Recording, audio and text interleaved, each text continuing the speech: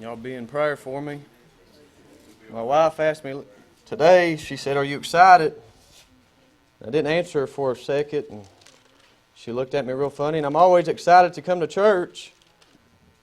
But when you got life, and night after night you see dead people come in and they walk out dead, it's not much of an excitement. It's scary to see a dead person walk in and you've got life and they walk out and they're still dead. And you pray that they'd come back and that they'd come back. So if you're here tonight and you're dead, I pray you'd walk out with life. Yes, sir. I'm going to be starting in John 11, verse 17. Before I get started, I want to tell you that some of you that might not know the story,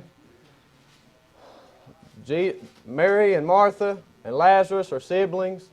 They've came in contact with Jesus already and are about to come in contact with Him again. I'm going to start in verse 17. After 17, I'm going to be jumping over to verse 32. Then when Jesus came, He found that He had lain in the grave 4 days already. Over in verse 32, then when Mary was come where Jesus was and saw Him, she fell down at His feet, saying unto Him, Lord, if Thou hadst been here, my brother had not died. When Jesus therefore saw her weeping, and the Jews also weeping which came with her, He groaned in the spirit, and was troubled, and said, Where have you laid him? They said unto Him, Lord, come and see. Jesus wept. Then said the Jews, Behold how He loved him. And some of them said, Could not this man which opened the eyes of the blind have caused that even this man should not have died?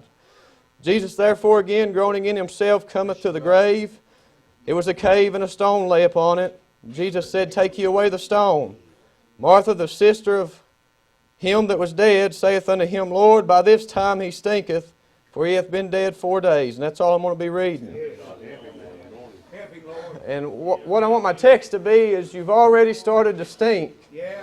And today I've had a heavy heart, because the more I thought about this, after the Lord gave it to me throughout the day, I've started to smell a smell again. There's a scent that came back to me that I've not smelt in a while. And what it was death. About what causes that smell and that stench. It said that He's been dead 4 days and he stinketh. Well, sin's what causes that stench. It causes death, and death stinks. And sin stinks. The Bible says it stinks in the nostrils of God. But I began to think back when I was dead. And I'm going to give you a little bit of my testimony tonight. That's how I'm going to start it out. But see, I met the Lord, and I followed after Him. And then somewhere along the way, I died again. Now Lazarus met the Lord, but somewhere along the way he died again. Yes, sir. Come on, brother. And see, the Lord had to come back around. And we're thankful for His mercy that He does. But one day when I was out in sin, I had went as far as I thought I could go. And you say, well, you wasn't dead because you were breathing. No, I was dead, and I'll tell you how I know. Because this thing right here had got so hard that I'd lost everything. Lost all my feelings, lost my love. I was breathing, but I wasn't alive. I was dead. And the Lord, He came back by me again. And He spoke my name. But before He came by one day, I came to myself in all this because I smelled an awful smell. And I started looking around and walking around trying to find it. And it finally hit me that I was smelling myself. I was starting to stink. I was dying. And the stench was starting to come up in my own nostril. And my wife had seen it. My family members had seen it. Everybody knew I was dead. I came to tell you tonight that the Lord is on His way. And when He gets here, you won't be able to stay dead. You'll have to raise up. Now after you raise up, there's one of two things to do. You can come up here after He spoke the life to you, and we can help you take the grave clothes off. But if you don't come and get the grave clothes off, you'll starve and you'll thirst and you'll be in that grave again. So when the Lord gets here, I urge you to come. I know that if you're dead, you can live again. God took Ezekiel down and He put him in front of some bones, some dry bones. He said, Son of man, can these bones live? And He said, Lord, Thou knowest. See, I didn't know, but when He spoke, something started to happen. The joints started to come back together again, and the blood started to flow again. And before I knew it, there was life back in me. It says right here, Martha, the sister of him that was dead, saith unto him, Lord, by this time he stinketh, for he hath been dead 4 days. Now when a man first dies, just like an animal that gets hit on the side of the road, you can go by it for a little while, and you don't know if it's dead or not. It ain't moving, but there's no signs that it's really dead. It may be asleep. But after a few days, you'll drive by and there's a certain scent you start to get. And before too long, the scent gets worse and worse and worse, and then you can confirm that it's dead. And that's how it was with me. See, I slowly started to die. There's a sickness in all of us. It's called sin. It started to kill me, and as I told you one day, I smelled something awful. And I've said it to me. I stink. My family had smelled it, and the Lord came by. And He spoke my name. As I've already said, the stench started to leave because the blood started to flow again. Now you got to start making up your mind right now. When the Lord gets here, am I going to go? Because I tell you, when He speaks, life will come. Life will come when He speaks. The vital moment is right after that. What do? I told in Sunday school the other morning, I said, for some reason the Lord works this way. He gives us about a 15 or 20 second gap in church to take hold of Him. That's how He does with me. If the Spirit gets high, it'll come by and it'll hit me, and I'll have about 10 seconds to grab it, and if it goes by, it's gone. Now when He speaks your name tonight, you're going to have a small gap. A small gap to grab hold of it. But if you get hold of it, you can live, and you can live forevermore. See, the reason we can live and be brought from the dead is because He died and was raised up from the dead. It said that God raised Him up. See, I like that place where He says, I am He that was dead, yet I'm alive, and alive forevermore. If you're here tonight and you're dead, I don't know when it's going to come, but in a minute, there's going to be a small gap come, and you're going to hear somebody you've never heard yelling your voice. See, I believe that day, He didn't just say Lazarus. I believe He said, Lazarus! I believe He was a far way off. He told him to move the stone back. You're going to hear somebody scream at you here in a few minutes. You're going to have just a little time to decide what you're going to do. And I tell you, when the life comes, please don't wait. Don't stay in that grave with the grave clothes on. Come up here and we'll help you get them off. We can't give you life, but we can get down and we can try to help get those clothes off of you. That's right, brother. Y'all pray for my throat.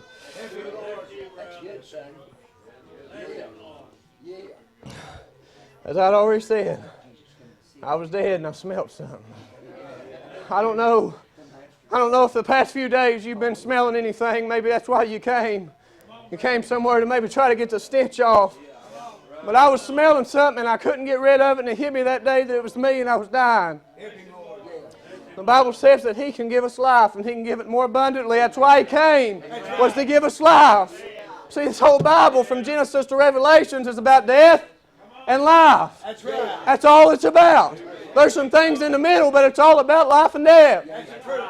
If you're here tonight and you're dead and you want to live, I've tried the hospitals when I've been sick, and it seems like I'd be better, but in a few months I'd have to go back to the hospital over something. I tried different things, but when He spoke and I reacted to His voice, that's when I took hold of real life and I really started to live.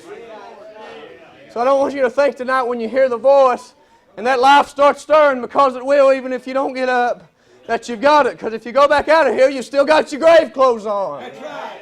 When it starts to stir, get up, come out of the cave, and come up here and we'll help you take them off. We'll take the napkin off your face. We'll unbound your hands and your feet. And you can walk out of here in the newness of life. This is the only place where men can find life, where they can really live. That's right. See, I did the drugs and I did the alcohol, and that's my testimony, and yours may be something else. I don't know what it was for you, but I know my wife would stand with tears in her eyes and say, "Do you not love us?" I'd say, "Yeah, I love you." Well, you don't act like it. You're only sober about 10 minutes a day. Every other time I feel like I'm talking to a zombie. I said, I love you, I really do. I want to quit this stuff, but I can't. I'd say, I'm going to quit. After this runs out, I ain't buying no more, I'm done.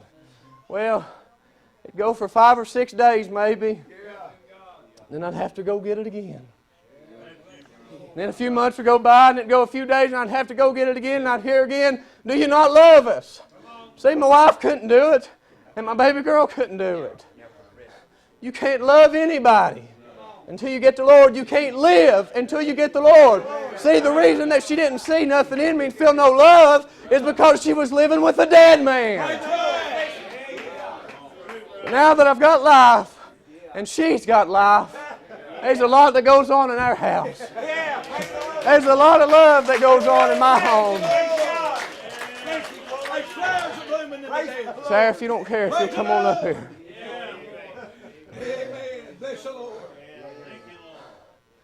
Like I said tonight, if you're dead, it's the only place that I've ever found life. He's the only man that can give life. He said, I am the bread of life. Now, for some reason, I don't know why, but it's altar call time.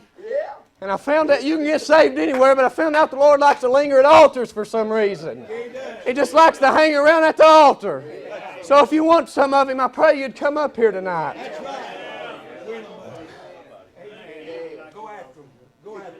Is there anybody dead tonight? You go every day and you wonder why life is so bad, why you feel like you can't, you're just not happy. That's what it was for me. I just wasn't happy. Then I got a hold of the Lord one day.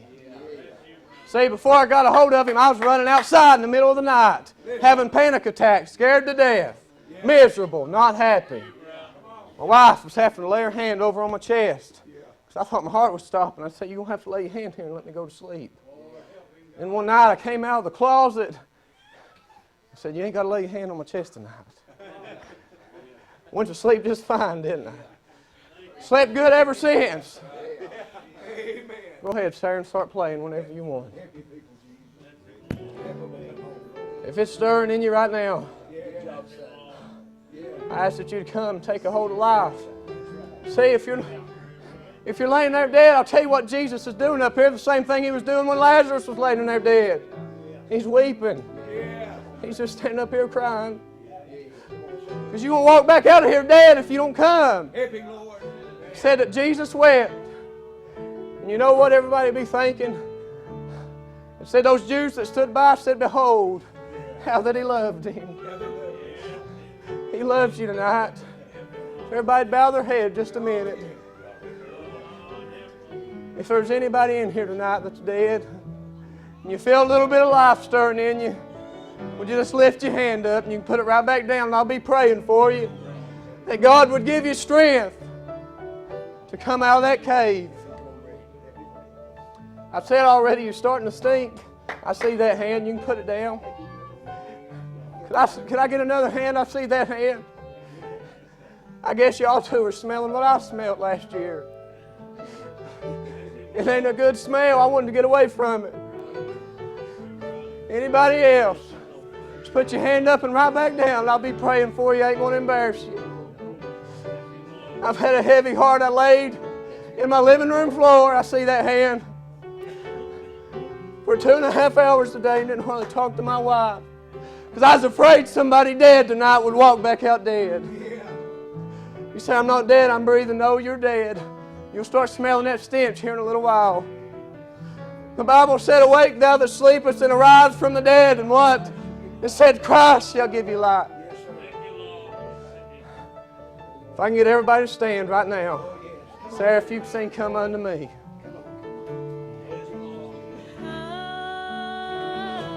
See, I said there was a short gap to take hold of it. If it passes you, He may not come back to your grave. I got 2 dead brothers. You say, no, your brothers are alive. They're breathing, but they're dead. The Lord's came by both their graves and yelled out at them. They came for a little while, but they didn't take the grave clothes off. Well, right back up in there.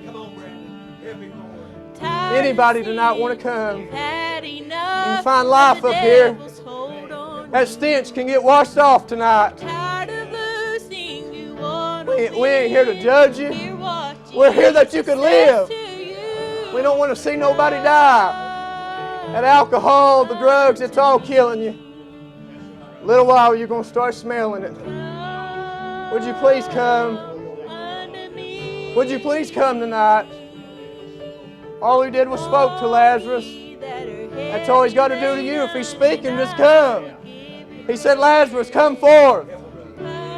When he said Lazarus, I believe the life came, but he gave him a commandment after that. Come forth. That's right. Would you come?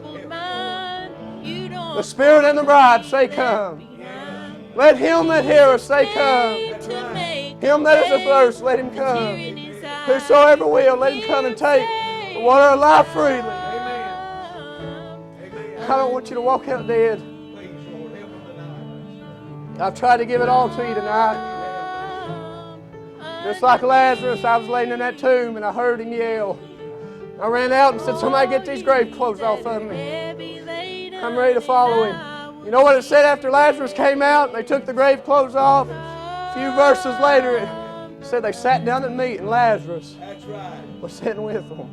Amen. Tomorrow night when we come back in here, they lay out the dinner table. You can sit up here with us and eat. That's right. I'm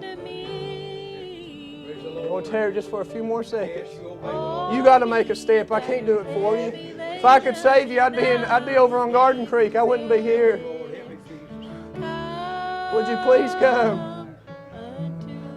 I told the young people, I said, you got that 10 or 15 second gap this week to step out when the Lord comes by. That's what you got. When it's gone, it's gone. You're going to walk back out. They're going to roll the stone back over your door. Come